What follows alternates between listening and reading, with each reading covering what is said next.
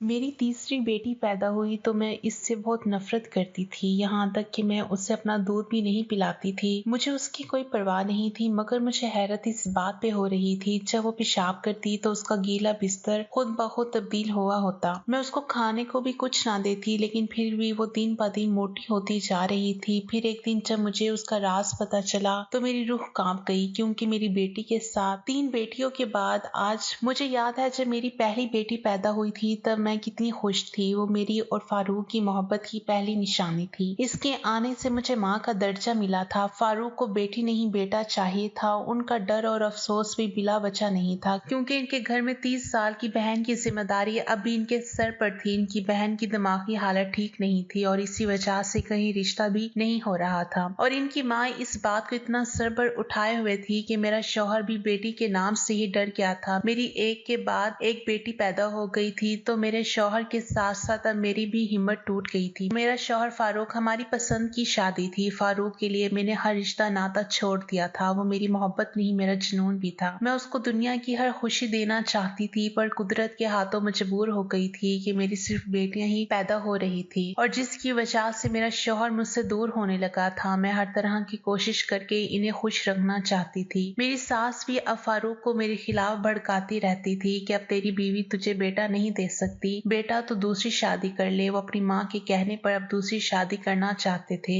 इनकी माँ इनके लिए रिश्ता भी देख रही थी। तभी मैं तीसरी बार उम्मीद से हो गई थी। मैं फिर से फारूक के बच्चे की माँ बनने वाली थी, तो मैंने फारूक से कहा कि आप इस बच्चे की पैदाइश तक रुक जाएं। मुझे यकीन है कि इस बार बेटा ही होगा। बेटे की उम्मीद पर वो भी काफी खुश रहने लगे थे। मेरा ख्याल भी रखते वक्त का पहिया चलता रहा और इंतजार के दिन खत्म हो गए। मेरी डिलीवरी के पूरे 9 महीने हो चुके थे। इस बार मुझे पूरा यकीन था कि मुझे बेटा ही पैदा होगा और इस बार मुझे खुशी जरूर मिलेगी और मेरा घर टूटने से बच जाएगा। एक दिन मेरी तबीयत खराब हुई। मैंने अपनी सास को बताया। कुछ ही देर में उन्होंने फारूक से कहकर गाड़ी मंगवाई और हम बच्चे के सारे सामान के साथ अस्पताल के लिए रवाना हो गए। वहां पहुंचकर मुझे लेबर रूम में ले गए। फारूक और मेरी सास बेसब्री से बाहर इंतजार करने लगे, पर अंदर पहुंचकर मेरी तकलीफ बहुत ज्यादा बढ़ गई थी। मैंने पहले भी 2 बेटियां पैदा की हुई थी। मुझे अंदाजा था कि बच्चा पैदा करना बहुत मुश्किल काम होता है, लेकिन इस बार की जो तकलीफ थी वो बहुत ज्यादा थी। मैं किसी भी तरह से बर्दाश्त नहीं कर पा रही थी। ऐसा लग रहा था कि जैसे अभी मेरी जान ही निकल जाएगी, और फिर दर्द की तेज सी बर्दाश्त ना हुई और मैं बेहोश हो गई। पता नहीं कितने वक्त के बाद मुझे होश आया था, तो मैं अस्पताल के कमरे में लेटी हुई थी। मेरे पास कोई भी मौजूद नहीं था। मुझे लगा शायद सब मेरे बेटे के पास होंगे, पर थोड़ी देर के बाद एक नर्स मेरे पास आई। मैंने बच्चे का और बाकी घर वालों का पूछा तो उसकी आंखों में ऐसी चमक आ गई कि मुझे लगा अभी वो मुझे बेटे की खुशखबरी देगी, मगर उसके जवाब ने मेरे जमीन आसमान हिला दिए थे। जब उसने कहा कि तुमने एक चांद सी बेटी को जन्म दिया है, एकदम से मुझे मेरे सारे सपने टूटते नजर आए थे, जो मैंने फारूक को दिखाए थे और खुद भी देखे थे। मेरे दिल की धड़कन तेज हो गई थी। मैंने पूछा कि मेरा शौहर कहाँ है। उसने बताया कि वो तो कल से नहीं आए। फिर मैंने पूछा मेरी सास कहाँ है। नर्स ने बताया वो भी 2 घंटे से रिक्शा लाने का कह कर गई हैं और अभी तक वापस नहीं आई हैं। उस नर्स ने बच्ची को उठाकर मेरे सामने किया और कहा कि इसे दूध पिला दो। मेरा दिल नहीं चाह रहा था कि मैं नजर उठाकर भी उस बच्ची को देखूं। ये वही थी जिसने आज मेरा घर तोड़ दिया था। मैंने जलते हुए दिल से गुस्से वाली नजर से उसकी तरफ देखने लगी। नर्स ने बिल्कुल सही कहा था। वो तो बिल्कुल चांद जैसी थी, पर शक्ल व सूरत से क्या होता है। बेटा तो बेटा होता है। नर्स ने बच्ची को मेरी गोद में ठीक से लिटाया और दूध पिलाने में मेरी मदद करने लगी। जहाँ मेरी बाकी बेटियां भी मौजूद थी, इन पर मुझे बहुत प्यार आया, क्योंकि 2 दिन से मैंने इन्हें नहीं देखा था। लेकिन इस नन्ही सी जान पर मुझे कोई भी प्यार नहीं आया। इससे मुझे कोई भी लगाव नहीं था, जिसने मेरे सारे सपने तोड़ दिए थे। वक्त गुजरता रहा। फारूक मुझसे दूर दूर रहने लगे थे। मेरे पास बहुत कम आते थे। वो मुझसे बहुत नाराज थे, लेकिन मैं क्या करती। बेटी को जन्म देना या बेटे को जन्म देना मेरे हाथ में तो नहीं था। फारूक ना तो मुझसे ठीक से बात करते, ना ही मुझे कोई खर्चा देते। मेरा सब्र अब जवाब दे चुका था। मुझसे और बर्दाश्त नहीं हो रहा था। मैं अपने इतने प्यार करने वाले शौहर के लिए कुछ भी कर सकती थी। मैं इसकी बेरुखियां बर्दाश्त नहीं कर पा रही थी। मैं तो अपने शौहर के लिए सब कुछ कुर्बान कर सकती थी, और ये मनहूस बेटी तो वैसे भी मेरे आग का तिनका थी। मैंने अब धीरे धीरे से उसे अपना दूध पिलाना ही बंद कर दिया। जब भूख की वजह से वो रोती तो एक बार फिर दूध पिला देती। इसका पेट भरता या नहीं, मुझे इस बात से कोई परवाह नहीं थी। मैं इस पर कोई भी ध्यान नहीं देती थी। मैं ज्यादातर उसको सुलाकर कमरे का दरवाजा बंद कर देती कि रोए तब भी बाहर आवाज ना आए, और सारी सारे काम पूरे करने के बाद ही मैं कमरे में जाती थी। मैं आराम से पूरा दिन घर के काम निपटाती रहती, चाहे वो रोए या भूख से तड़पे या अपना बिस्तर गीला करे, मुझे कोई भी परवाह नहीं थी। पूरा काम करने के बाद ही मैं दरवाजा खोलती थी। सास मेरी इस बात को अच्छे से समझ चुकी थी कि मैं बेटी के साथ क्या सलूक कर रही हूँ, पर दिल ही दिल में वो भी नाराज थी इस बात से, लेकिन फिर भी उसने मुझसे कुछ भी नहीं कहा। रात में अक्सर मेरी बेटी बहुत रोती थी। एक रात अचानक मेरी आंख खुली तो क्या देखती हूँ कि मेरी बेटी के मुंह में फीडर लगा हुआ है, वो भी दूध से भरा हुआ। मैं परेशान होकर उठ बैठी कि ये किसने दिया होगा। बहुत सोचा शायद मेरी पगली ननंद आकर दे गई होगी या मेरी बड़ी बेटी ने दिया होगा, लेकिन फिर तो ऐसा रोज ही होने लगा। रात में जब भी मेरी आंख खुलती तो उसका दूध हमेशा इसके पास मौजूद होता और इसका गीला बिस्तर खुद ब खुद तब्दील हो जाता। अब तो उसने रात में रोना बिल्कुल ही छोड़ दिया था। अब तो ना मेरी नींद खराब होती और ना ही मैं इस पर कोई ध्यान देती थी कि इसने दूध पिया होगा या नहीं। पर एक बात अजीब थी, मेरी बेटी की सेहत दिन ब दिन बहुत ही अच्छी होती जा रही थी। वो दिन ब दिन मोटी और गोल मटोल होने लगी थी। मोटे होने की वजह से वो बहुत ही प्यारी दिखने लगी थी। वो इतनी खूबसूरत थी कि उससे निगाहें हटाना मुश्किल होती थी। मेरी बाकी दोनों बेटियां भी खूबसूरत थी, लेकिन ये तो कुछ ज्यादा ही खूबसूरत थी। मेरी बेटियों ने उसका नाम खुशी रख दिया था, लेकिन उसकी इतनी खूबसूरती और उसका इतना मासूम चेहरा देखकर भी मुझे इसके ऊपर प्यार नहीं आता था। मुझे इससे नफरत महसूस होती थी। वो मुझे मनहूस लगती थी। अगर वो इस दुनिया में ना आती तो इसकी जगह मेरा बेटा आ जाता तो मेरे घर में आज कितनी खुशियां होती। मेरा शौहर मुझसे कितना प्यार करता और वो मुझसे कितना खुश रहता। लेकिन सिर्फ और सिर्फ इसकी वजह से मेरे और फारूक के बीच दूरियां आ गई थी। अब वो थोड़ा थोड़ा बोलने भी लगी थी। इसकी आवाज सुनकर इसकी पागल फुफ्फो या बहन बात करने चले आते थे, पर मैं कभी इसे कमरे से बाहर नहीं लाती थी।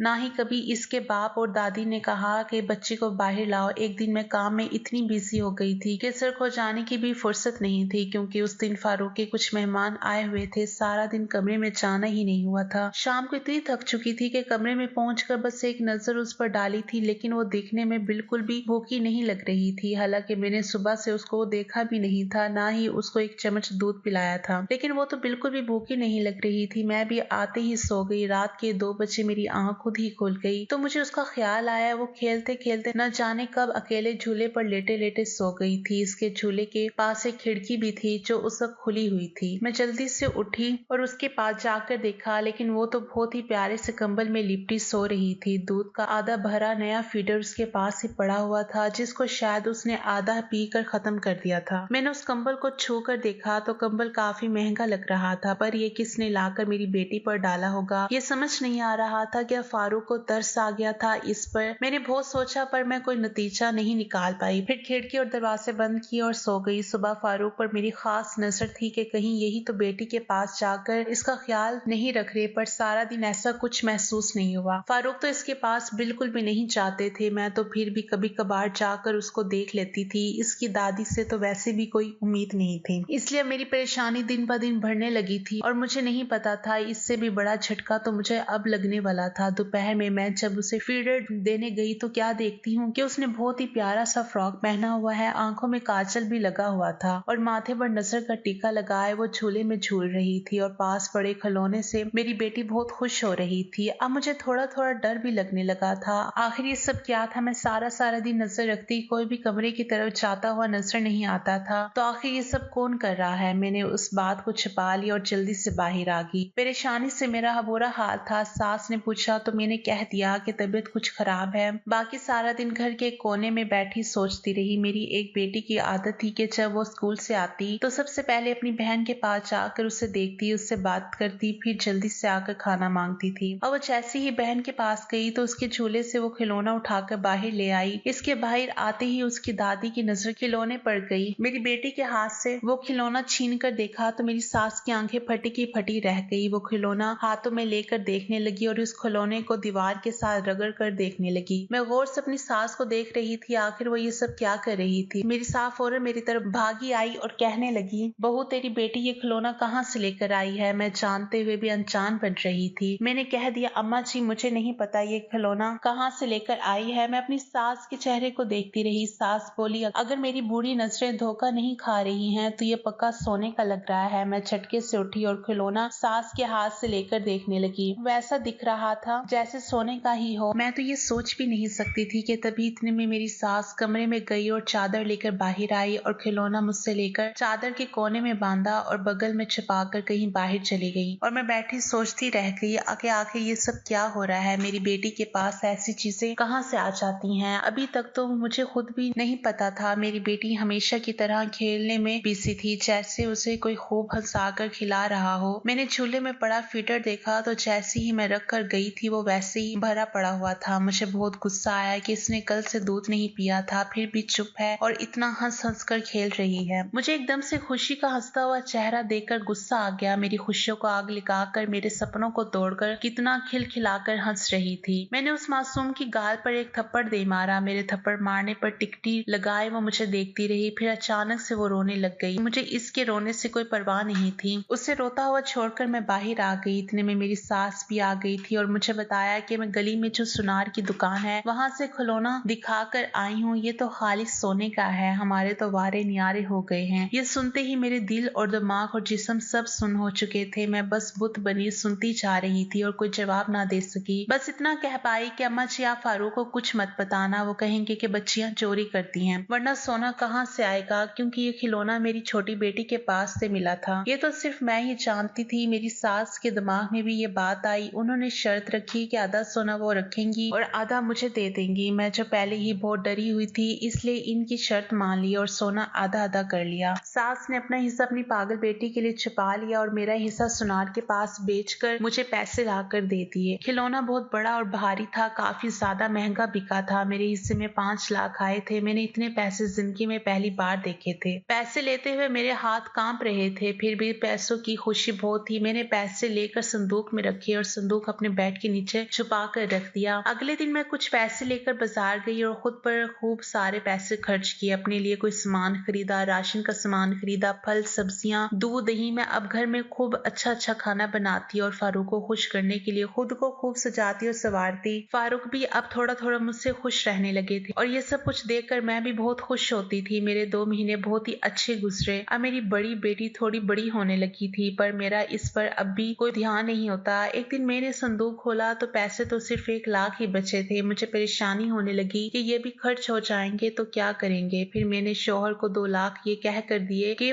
आप कोई छोटा मोटा बिजनेस शुरू कर लो। मैंने आपका कारोबार शुरू करवाने के लिए कर्ज पर पैसे लिए हैं। वो बहुत खुश हुए और मेहनत करने लगे और फिर खुदा की ऐसी करम नवाजी हुई कि इन पैसों से किया गया बिजनेस खूब चल पड़ा। अब हमारे घर के हालात बहुत ही अच्छे हो गए थे, पर मेरे शौहर को अब भी मेरे बेटे की ख्वाहिश थी। कभी कभी वो मुझे प्यार से मनाता कि दूसरी शादी की इजाजत दे दो, पर मैं नहीं मानती थी। दिल में डर भी होता था कि मर्द साथ है, कभी शादी करके घर आ गया तो मैं क्या बिगाड़ लूंगी। फिर उस बेटी पर गुस्सा होती कि मनहूस क्यों पैदा हो गई है। इसी गुस्से में मैंने एक बार फिर से मारने के लिए इस पर हाथ उठाया, लेकिन इस बार बहुत ही बड़ा अजीब हादसा हुआ। इसे मारने से पहले मेरे हाथ में बहुत तेज दर्द होने लगा। जब मुझसे बर्दाश्त नहीं हुआ मैंने जल्दी से दुपट्टा खींचकर अपना हाथ बांध लिया और दर्द था कि कम होने का नाम ही नहीं ले रहा था। मैंने जल्दी से हाथ पर तेल लगाया, लेकिन दर्द था कि बढ़ता ही जा रहा था। थोड़ी देर बाद मैंने ध्यान से देखा तो मेरा हाथ पूरा नीला हो चुका था। मैं फौरन डॉक्टर के पास चली गई। डॉक्टर ने पूछा क्या हुआ है, तो मैंने शर्मिंदगी से कहा कि हाथ भारी चीज के नीचे दब जाने की वजह से नीला पड़ गया है। पर हकीकत तो मैं ही जानती थी कि मैंने इस छोटी सी जान को मारने के लिए हाथ उठाया था। तब से मेरे हाथ में दर्द शुरू हुआ है और वो नीला पड़ना शुरू हो गया है। अब मुझे लगने लगा था कि जरूर मेरी बेटी के साथ कोई ऐसी ताकत थी जो आम नहीं थी। कई दिन तक इलाज चलता रहा। शौहर के हजारों रुपए लग गए थे, तब कहीं जाकर मेरा हाथ ठीक हुआ। अब मुझे अपनी बेटी से डर लगने लगा था। मैं बहुत कम उसके पास जाती, उसके कपड़े खुद ब खुद बदल जाते, नए नए कपड़े पहनती, मगर मेरी आंखों ने ऐसा होता कभी नहीं देखा था। जब मैं बाहर होती, जब वापस आती तो उसकी हर चीज साफ सुथरी मिलती। माथे पर नजर का टीका लगा होता, नए नए कपड़े पहने होती, इसके नीचे का बिस्तर तब्दील होता, नया कंबल ओढ़े होते खेल रही होती थी। मैं तो कभी इसके नीचे का बिस्तर भी तब्दील नहीं करती थी। कभी कभी तो वो गीले बिस्तर पर ही पड़ी रहती थी, लेकिन अब उसका बिस्तर भी चेंज होता था, एकदम साफ सुथरा मिलता था। मैंने किसी को भी नहीं बताया था। सब समझते थे कि मैं बहुत अच्छी माँ हूँ। मेरी सास अक्सर बच्ची को देखकर ये कहती है तो बिल्कुल अपनी फूफो पर गई है। वक्त का पहिया तेजी से चलता रहा। मेरी बेटियां बड़ी हुई और छोटी बेटी अब 10 साल की उम्र तक पहुंच गई थी। वो मेरी बेटियों में सबसे प्यारी, सबसे ज्यादा खूबसूरत थी। इस उम्र में ही उसने घर के सारे काम भी संभाल लिए थे, पर मेरे दिल में अभी तक उसकी कोई जगह नहीं बन सकी थी। अब मुझे एक बेटे की कमी बहुत महसूस होती थी। बच्चियां खुशियां बड़ी हो गई थी। काश कि इनके साथ हर जगह उनका भाई होता और उस वक्त मुझे खुशी से और भी ज्यादा नफरत महसूस होती। जब मेरे शौहर ने दूसरी शादी कर ली, मेरी खुशियों को खाने वाली सिर्फ खुशी ही थी। अगर इसकी जगह बेटा पैदा हो जाता तो मेरा शौहर दूसरी शादी ना करता। मैंने फारूक से मोहब्बत की शादी की थी। मेरी मोहब्बत मुझसे छीन ली गई थी। मेरी सौतन के 4 बेटे हो गए थे।